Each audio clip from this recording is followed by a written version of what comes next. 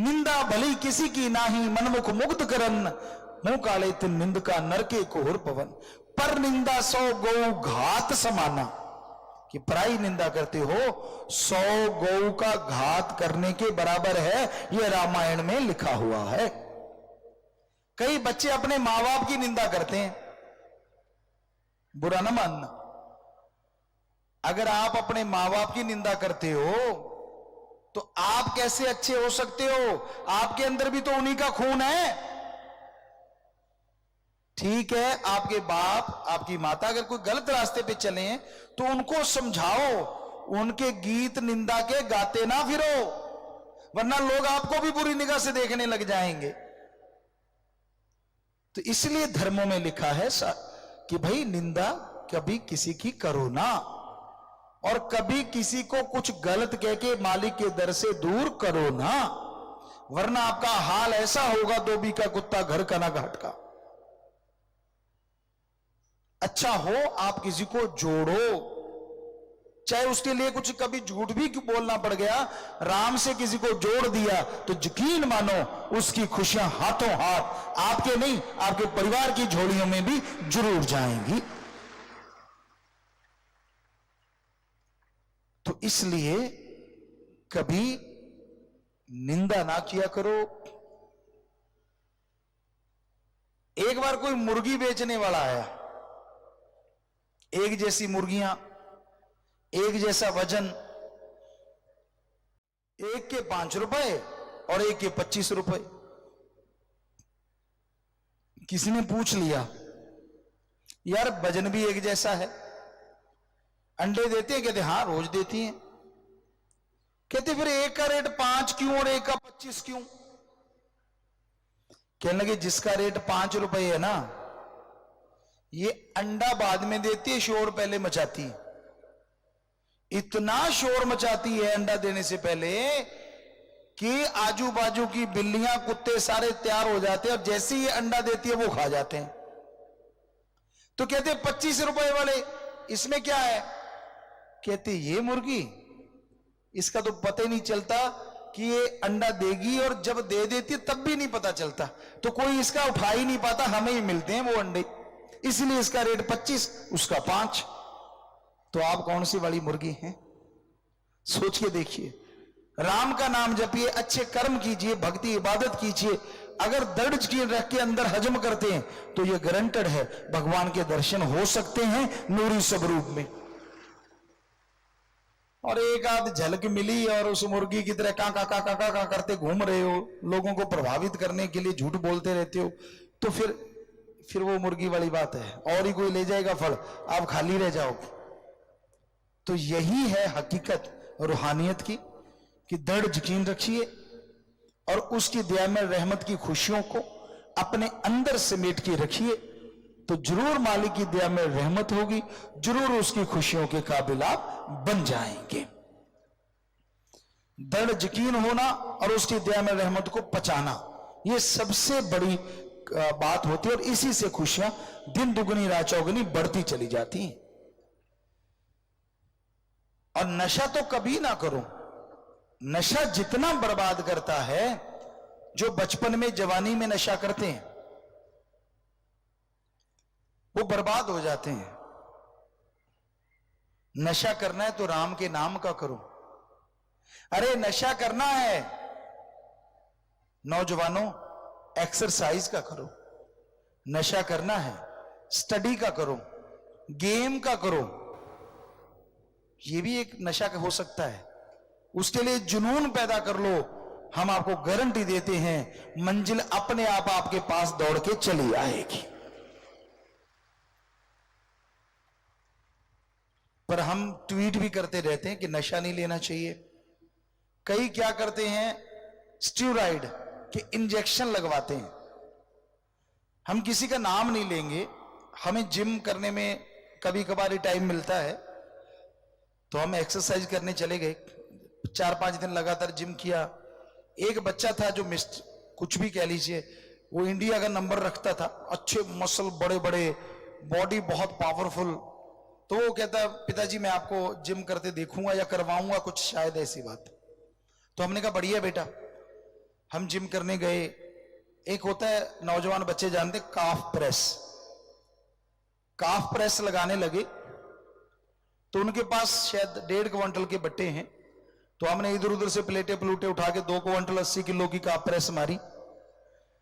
तो हालांकि हमारा 5वां दिन था और वो बच्चा हमें ट्रेनिंग देने बंद कर दिया, उसने आगे आया ही नहीं। तो हमने पूछा कि बेटा उससे पूछना वो कहाँ गया, अगले दिन आया नहीं।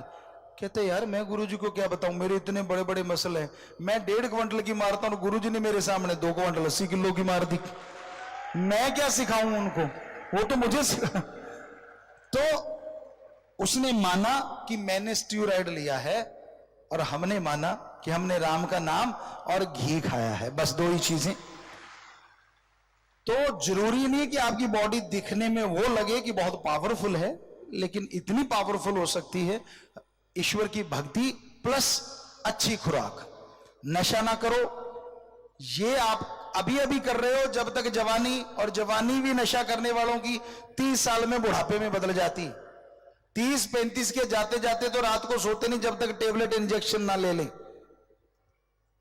बहुत लोग हमसे पूछते गुरुजी आपकी इतनी उम्र है, और हम अब भी शास्त्रनाम शाह मस्तान जी के रहमो करम से क्योंकि डॉक्टरों ने बोला कि एक्सरसाइज करना जरूरी है गुरुजी, तो हम एक्सरसाइज करते, थोड़ा घंटा आधा घंटा, और कई बार नहीं कर पाते तो वॉलीबॉल वगैरह खेलते हैं। और हमारे सामने हमें पता नहीं यहाँ बच्चे हैं कि नहीं, नेशनल प्लेयर होते हैं, बहुत बड़े बड़े अच्छे अच्छे टॉप क्लास प्लेयर होते हैं। और जैसे रात भी हम खेल लेते, ऐसा खेलते जब भी टाइम मिलता है। और वो शूटिंग बॉल होती है, उसमें बहुत हार्ड बॉल होती है, आपको दिखा भी सकते हैं, हमारे हाथ पे भी उसका निशान है, क्योंकि वो बॉल होती इतनी हार्ड है कि वो निशान डाल देती है, वो नेचुरली उसकी आदत है। तो हम खेल रहे थे और उनको 5-6 मैच हम लोग खेले और उनके शायद 13 पॉइंट से और हमारे 60 थे। तो मतलब हर मैच में वो 0-2 में डबल 0 था, 0-15 उनकी तरफ से, फिर 1-15, कहीं 4-15, कहीं 3-15, फिर 0-15। और उनकी उम्र, हम और एक चरणजीत होता है हमारी तरफ, अगर दोनों की मिला लें तो उन सारे बच्चों की बराबर हो जाती है हमारे दोनों की। और उनके वो कहते पिताजी आप तो नाक में दम करके रखते हो, लास्ट में टूट जाता है, उनका बुरा हाल होता है, हमें पता चल जाता है। तो हम अपना गेम भी धीमा ही कर देते हैं उसके बाद कि इसके ज्यादा खेलेंगे तो ये चोटिल हो जाएंगे। और वो बच्चे सारे 18 साल 20 साल 25 साल इस एज के हैं। तो कहने का मतलब ये घी का कमाल और शास्त्र नाम शाह मस्तान का रहमो करम, राम नाम का कमाल। आज भी चाहे क्रिकेट खेले, हम नेशनल प्लेयरों को, रणजी प्लेयरों को हमने 8 तक लगाए और ऐसे ऐसे कि वो देखते रह जाते हैं। हर गेम में, कोई भी गेम ले लीजिए, सर्कल कबड्डी हमने खेली, रुमाल छू खेला, सारे गेम खेले। तो हम कहना यही चाहते हैं कि अगर आप राम का नाम जपो, नशे के, हमने बचपन से ही नशा नहीं लिया, नशा और मांस हमने कभी खाया ना पिया, कभी नहीं, और घी कभी छोड़ा ही नहीं।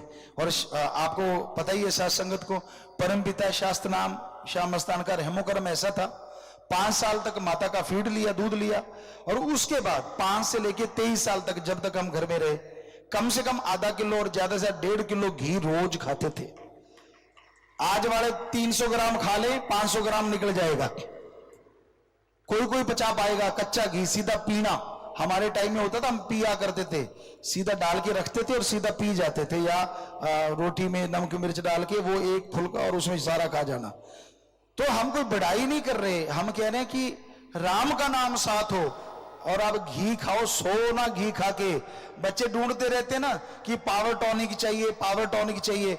अरे हम कहते हैं आपकी गाय भैंस जो दूध देती है, खाद स्प्रे ना डालो उनको, उनका जो दूध और घी होगा ऐसा पावर टॉनिक पूरे वर्ल्ड में नहीं है, ये हम आपको गारंटी देते हैं। चाहे आप प्लेयर हो चाहे आम आदमी हो, लेना चाहिए, लेकिन घी खा के सोना नहीं चाहिए, बस ये ध्यान रखिए। घी खा के सो गए तो गड़बड़ है। हाँ, सो मत, दोपहर को खाओ, सुबह खाओ, रात को मत खाओ, क्योंकि सोना है। तो दिन को खाओ आप और एक्सरसाइज करो या घूमो फिरो, काम धंधा करते रहो, तो वो फायदेमंद है। 10 ml ले लीजिए, 15 ml ले लीजिए।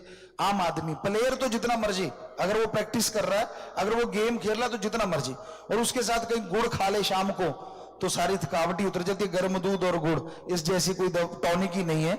हमने बहुत लोगों को खिला के देखा, खुद खाया, गजब है। इस जैसा थकावट उतारने वाला कोई टॉनिक है ही नहीं। और तली चीजें छोड़ दो।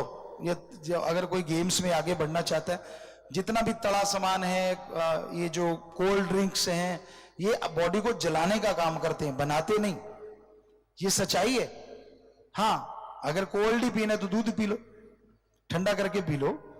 गांव में देसी घी होता है भाई, जो गांव के रहने वाले, ज्यादा खुशी हो हलवा बना लो, घर गांव में चलता है। सेवइयां बना लो, खीर बना ली, और या फिर मालपूड़े बना लिए, या फिर ज्यादा नमकीन खाना, प्याज के, पनीर के, पालक के पकौड़े बना लिए। हल्के से सरसों के तेल में बनाते थे लोग, वो ज्यादा अच्छा था। क्योंकि घी में जो चीज उबालते हैं या बनाते हैं वो गलत होता है। घी खुद भी जल जाता है और दूसरे को भी जला देता है। तो इसलिए घी में बहुत ज्यादा उबाले नहीं लाने चाहिए, ये हमेशा ख्याल रखिए। तो सत्संग करते करते आपके ये भी ख्याल हमें आ जाता है कि आपकी सेहत तंदुरुस्त रहे। फकीरों का काम तो यही होता है कि आपका भला करना, आप खुश रहें। आप खुश रहेंगे, हमने कौन सा फीस लेनी है, पर शास्त्र नाम श्याम मस्तान उस अल्लाह वाहिगुरु राम ने हमें खुशी देनी है, तो आपको बेइंतहा खुशियां देनी है। यही हकीकत है। धन धन सतगुरु तेरा ही आशा। सभी साध संगत जी से निवेदन है कि मेरा चैनल जरूर सब्सक्राइब करें जी। धन धन सतगुरु तेरा ही आसरा।